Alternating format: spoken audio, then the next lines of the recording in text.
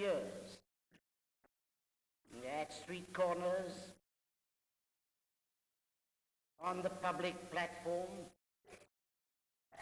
in the conference room, and for some time in the House of Commons, even in the columns of the newspaper, I have advocated the nationalization of the mining industry.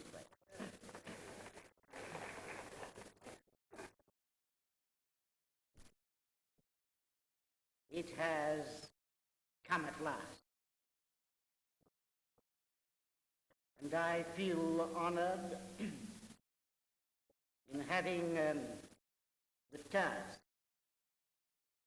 of carrying through the legislation and the promotion of the scheme that is necessary to put this great industry once and for all on its feet.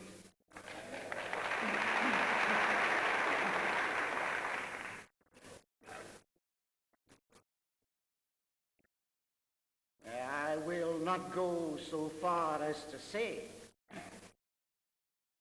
that the decision to bring this industry under public ownership has been received with unanimity,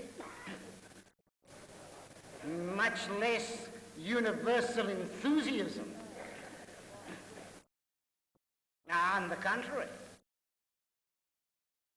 there are some in this country who would wish it to fail.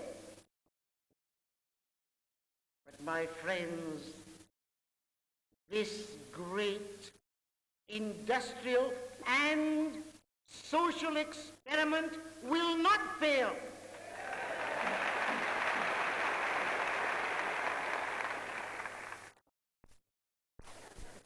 Let there be no mistake about this. The purpose of nationalization, whether in mines or elsewhere, is to promote the public weal. But there is another purpose of equal importance. It is to promote the well-being of those employed in the industry, whoever they are. Nationalization of the industry fails in producing for miners and officials those conditions to which they're entitled. If it does not promote security and prosperity, regular employment and congenial employment, with wages that can sustain a decent standard of living, nationalization will be of little avail. These are its purposes. Some black sheep among miners. It's surprising if that were not the case. There are black sheep in other industries, but they are not subjected to statistical examination and analysis every week. That's the difference.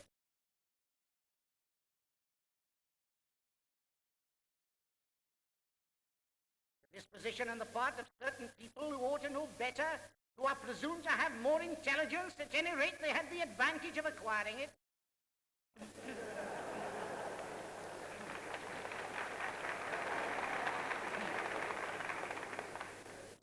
Criticize the miner because he won't work harder.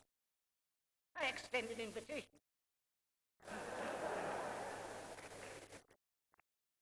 Some of them, although I'm far from criticizing the profession generally, are to be found in newspaper offices. Well, if some of the newspaper proprietors and their editors and the writers of leading articles aren't satisfied with what the miners are doing, we are short of labor, let them come and dig some coal themselves.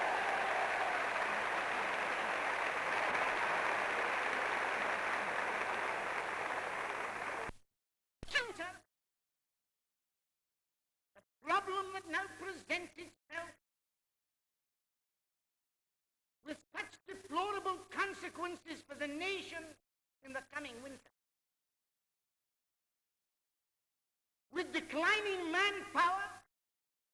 us to avail ourselves of every man in the industry, not for 2 or 3 ships a week, but for every ship.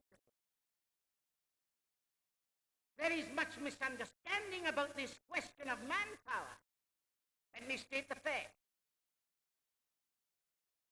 We need at least 700,000 men in the industry. And not merely 700,000 men on the colliery books.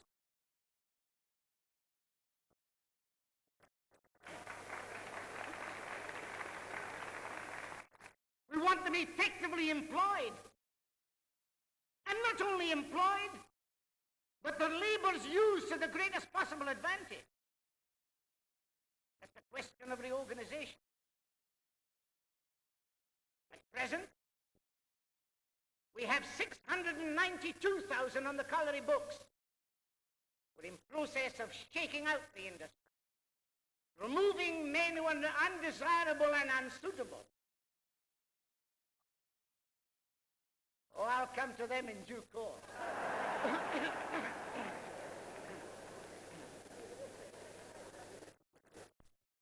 So, with characteristic modesty, no one has done more in the past 12 months to bring about the 5-day week than I have.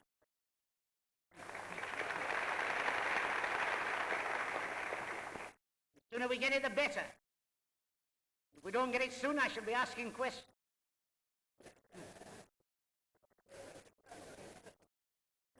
But we've got to understand this.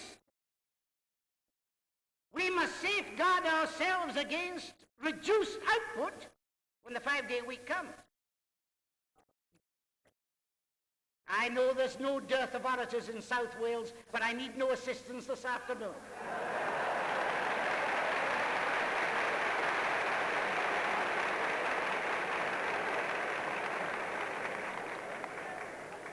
I used to do quite a lot of meetings in South Wales, but I learned, because I was sufficiently wise, I learned that I never went to a meeting in any of the valleys, however remote the district or however well known, where the chairman and members of the audience didn't think they could make a better speech than I could. And there has been some criticism.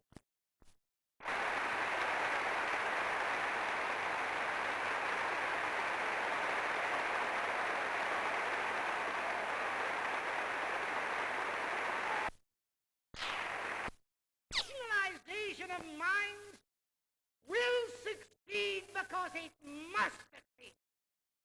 It cannot be otherwise. It was a great meeting. I've never seen such a meeting. You think the same? It's the best meeting we've ever held in Cardiff. And you fellows can sing. Yes, they're excellent singers. As I said at the meeting, yes. Well, one of these days we want them to be as happy in getting coal as they are when they're singing. Right, I hope the coal will come forward as easy as the singing came forward. Because we've got to make the industry more attractive, you agree? Yes, I do. A lot of things want to be that have to be done. Yes.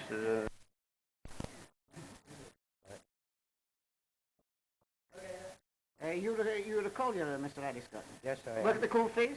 Yes, sir. What do you think of the meeting this afternoon? Well, I think myself it's a very fine meeting, sir. It's a pity that all the men, apart from the representatives, could have heard it. You'd like to have the whole of the men in South Wales there? Yes. Oh, we'd have to get the Wembley Stadium for that, wouldn't we? Well, they've had it for other things, sir. Oh, that's a good idea. I'll think of that. And do you think there's a better spirit among the men?